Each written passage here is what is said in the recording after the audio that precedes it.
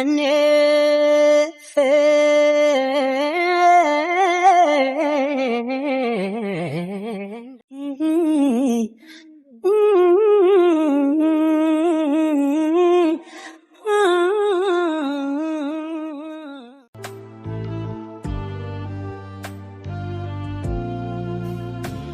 ራሴን ሆኜ መኖር ታውቃለህ ልምዴ ነበር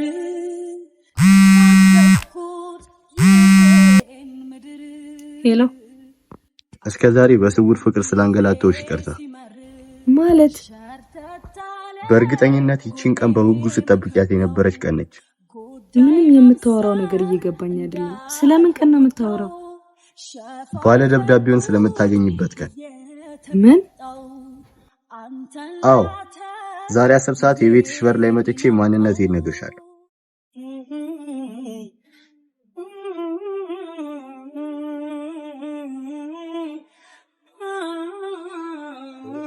አየሁ ወንድሜ፣ ከወረስነው ቂም ይልቅ የምንወርሰው ፍቅር ይበልጣል። ፍቅር ያሸንፋል። ይኸውልህ ዛሬ ባለ ደብዳቤው 10 ሰዓት ማንነቱን ልነግራት እንደሆነ አለቃ ነግሮኛል። ስለዚህ እሷ ጋር ከመድረስ በፊት እኛ እናግተዋለን። እሺ አለቃ። በል አሁን ጉዟችን ይጀምር።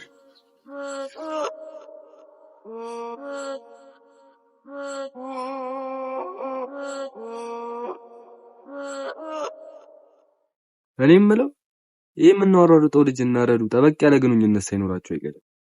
ምን አይነት ግንኙነት ሊኖራቸው ይችላል ብለህ ነው? በእርግጠኝነት ከሁለቱ አንዱ ጋር ፍቅር ስሜት ያለ ይመስለኛል። ምን?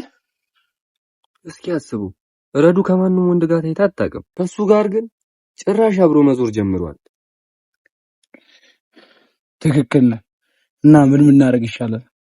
የሚሻለውማ እሱ አርፋ እንድትቀመጥ አስጠንቅቀን መናገር ነው። እሱን እንኳን ተው፣ በፍጹም አድርጊ ያልኳትን ነገር እንደማታረግ አውቃለሁ። እና ምን ይሻላል? የሚሻለውማ እሱን በፍጥነት ሄደን ማግኘት ነው። ና ተነስ እንሂድ።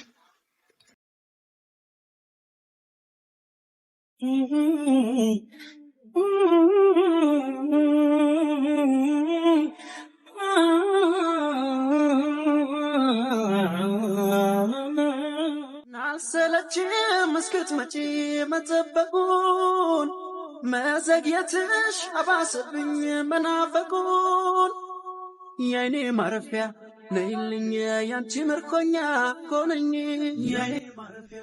እና ልትነግራት ወሰንክ ማለት ነው? አዎ ከዚህ በላይ እኔን በመጠበቅ እንድትጎዳ አልፈልግም። እሱስ ትክክል ነህ። ይሄ ከእንደሚመጣ አውቅ ነበር። አየህ መልሱ ምንም ይሁን ምን ያንተ የህሊና እረፍት ታገኝበታል። እኔ ግን በጣም እየጨነቀኝ ነው። ለምን? የሚያስፈራራን ሰው የሆነ ነገር ቢያደርገንስ? የሆነ ነገር ማድረጉም አይቀርም። አዎ የሆነ እርምጃ መውሰዱ አይቀርም። ምክንያቱም እሱም እንዳንተ ረዲትን ያፈቅራታል። እሱማ አዎ፣ ግን ምንም ቢመጣ ምንም ዛሬ ማንነቴን እነግራታለሁ። ጥሩ። ለሚመጡብን ችግሮች ካሁኑ መዘጋጀት ይኖርብናል። አዎ ከዚህ በኋላ ብዙ ነገሮች ይቀያየራሉ። በል እንግዲህ በደንብ ስለማንነት ንገራት።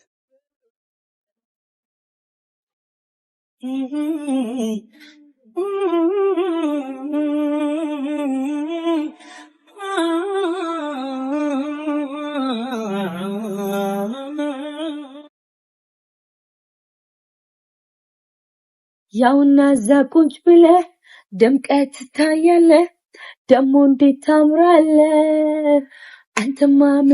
ምንድነው ሁሉ ደስታ? ወንድሜ ቀፈኝ ቀፈኝ። ይሄው ደስ ይበልሽ። ቆይ ምን ተገኝቶ ነው? ባለ ደብዳቤን እኮ ላገኘው ነው። ምን? ቆይ እንዴት? ዛሬ 10 ሰዓትኛ በርገ ይመጣል። የት? እዚህኛ ጋር? አዎ ደስ አይል?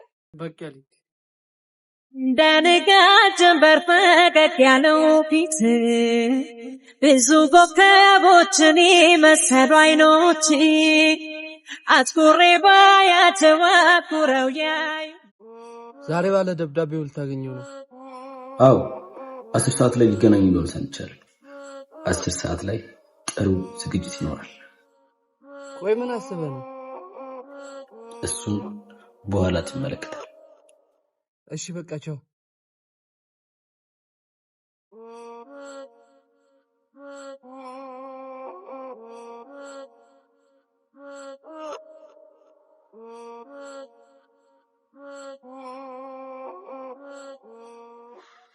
ቀኑ ሙሉ ፈለግ ነው። እንዲህ በቀላሉ የሚገኝ ልጅ የለም። ይገኛል። ሁሉም ነገር ካልተረጋጋ ቶሎ አይገኝም። እሺ ቆይ አገኘ ነው ይባል ምንድነው እናደርገው? እሱን ለእኔ ተው። እንዴት? ነፍሱን ከስጋው ነው የሚለው ማለት እንገለው? አዎ እሱ በረዶ እንደመጣብኝ እኔ በህይወቱ ሄድበታለሁ። ይሄ ነገር ቢቀርብን አይሻልም? አይሻልም። ግን ስንት ሰዓት ነው?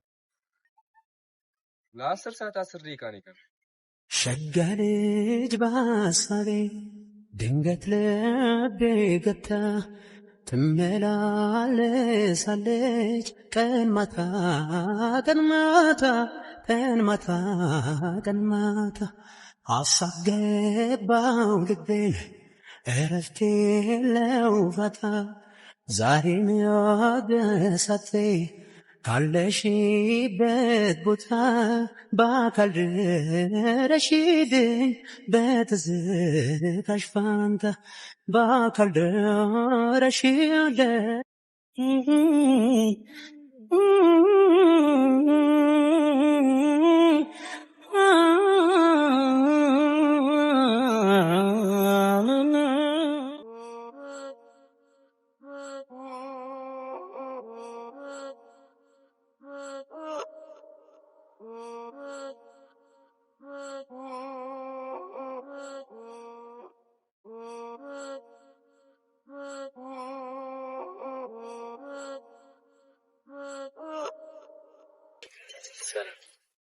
አቤት